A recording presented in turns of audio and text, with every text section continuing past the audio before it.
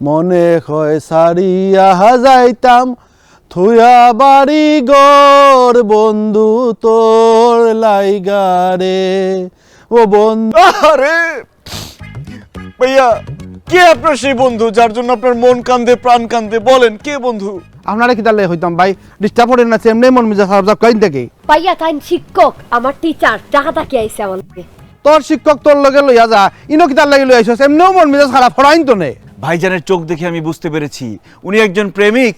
উনার মনের মধ্যে একজনের জন্য অগাধ প্রেম ভালোবাসা, কিন্তু সেই ছলনাময়ী এই ভাইয়াটিকে ছেঁকা দিয়ে ব্যাকা করে হাতে হারিকেন দিয়ে তাল গাছের নিচে দাঁড় করিয়ে চলে গেছে, তাই না ভাইয়া? ভাই রে,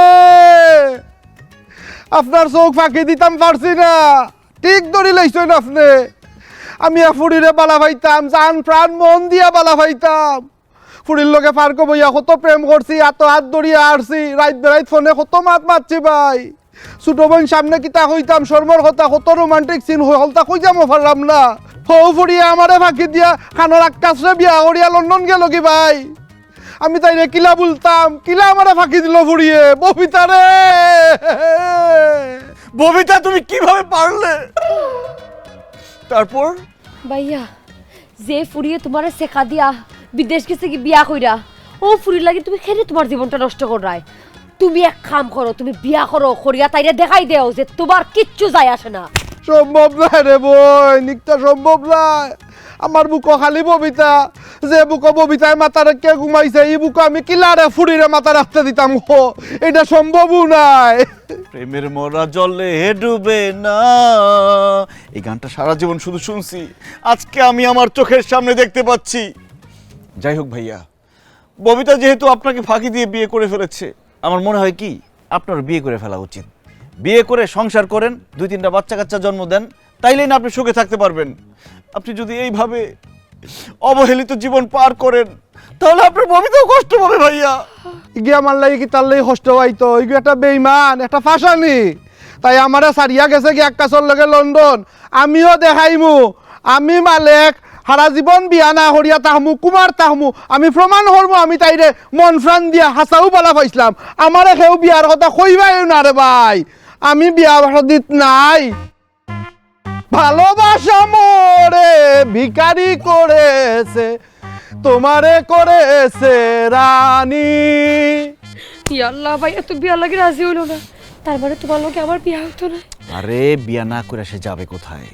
মোম যেমন আগুনের সামনে গেলে গলে যায়, তেমনি পুরুষ মানুষ নারীর সামনে গেলে গলে যায়। তোমার ভাইজানকে কোনোভাবে একটা নারীর সামনে নিয়ে গেলে দেখবে গইলা নরম হয়ে বিয়েতে রাজি হয়ে গেছে। আমার একটা ডিভোর্সি বান্ধবী আছে মিথিলা, ওরও বিয়া হয় না, ওরে খবর দিতে হইব। হ্যালো মিথিলা। ববিতা রে, ও ববিতা, ও ববিতা রে,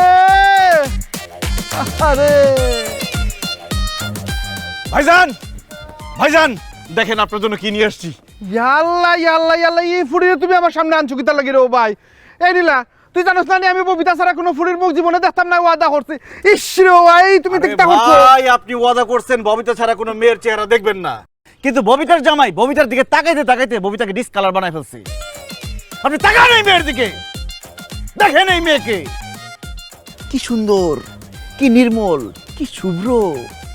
এইরকম একটা নারীর ছোঁয়া না পেয়ে যদি আপনি মরে যান, তাহলে তো আপনার পুরুষ জীবনই ব্যর্থ। এইরকম একটা নারীর হাতের রান্না যদি না খেয়ে মরে যান, তাহলে আপনার জন্ম নেয় বৃথা।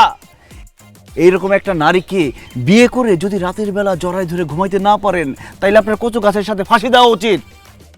শোনেন ভাইজান, পৃথিবীতে সবচেয়ে মধুর ভালোবাসা হচ্ছে নারীর ভালোবাসা। যে এই মধু আহরণ না করতে পারবে, তার বিষ খেয়ে মরে যাওয়া উচিত। আপনি বিষ খেয়ে মরে যান। ভাইসান স্যার তো ঠিকও কইছে, এই পৃথিবীর মাঝে আল্লাহ যে তো জিনিস বানাইছেন, অর্ধেক সুন্দর তার নারী আর অর্ধেক নর। তুমি যদি এখন বিয়া না করো, সারা জীবন তো অর্ধেক করতে থাকি যাইবাই। হইছে তোরে, ঠিকই বলছে ভাইজান, এখনো সময় আছে, তাড়াতাড়ি বিয়ে করেন, নারীর ছায়াতলে এসে আপনার জীবন ধন্য করেন। মালিক, তুমি আমাকে বিয়ে করার জন্য রাজি হয়ে যাও না। আমি তোমাকে ভালোবাসবো, আদর দিব, সোহাগ দিব, আর আমি গরমে তোমার হাতের পাখা হব, শীতে তোমার গায়ের কাঁথা হব, আর বর্ষাকালে তোমার মাথার ছাতা হব। আপনি যদি আমাকে বিয়ে করেন, তাহলে আপনার জীবন হবে ভালোবাসা মাখা মাখা। মাখামাখি করে ফেলেন ভাইজান, আর দেরি করেন না, বিয়ে করতে রাজি হয়ে যান। ভাইয়া তোমার তো বয়স হয়ে যার, আর কতদিন বিয়া না করিয়া থাকবাই? এবার বিয়াটা করিয়া সংসারটা গুছাই লাও না। না না না, আমার লাখান থাকতে দেও। আমি ববিতার লই আমার জীবন গুছাই লাইছি, যেটা ওয়ান নাই তাহলে আমি চিন্তাত নাই গবইন। আমি বিয়া করলে ববিতারে করবো, আর নাই আর কেউ বিয়া করতাম নাই।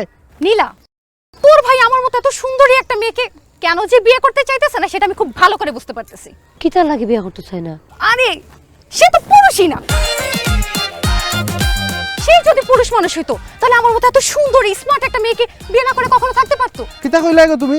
আমি পুরুষ না মানে? ঠিকই বলছে ভাইজান, আপনি আসলে পুরুষই না। আপনি যদি পুরুষ হইতেন, ববিতা না কইরা আরেকজনের বিয়ে করে কবিতার জন্ম দিতেন। এরে মুখ সামলাইয়া মাতো হইরাম, আমি পুরুষ। না ভাইয়া, তোমার পুরুষত্ব লই আসলেও সন্দেহ আছে। তুমি যে আমার ভাই, এখন তোমার পরিচয় দিতেও লজ্জা করে। তুই বড় ভাইরে ওটা হইরে নিবে।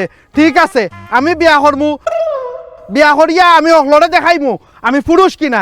এ অবস্থায় 2 বাচ্চা পয়দা করমু। কি বলতেছেন ভাইজান, আপনি সত্যি বিয়ে করবেন? তা বিয়া করবো না নি? আমার পুরুষত্ব লইয়া তোমরা মাতো, আমি ও ফুড়িরাও বিয়া করমু, আর বিয়া করিয়া সকলরে বুঝাইমু আমি কত বড় পুরুষ। নীলা তুই বাইর লগে মাত, বিয়ার আয়োজন করতা হো, সকলে টের হইবা। নীলা কাজ হয়ে গেছে, মেজো ভাইজান রাজি হয়ে গেছে। চলো আমরা বড় ভাইকে খবরটা দিই।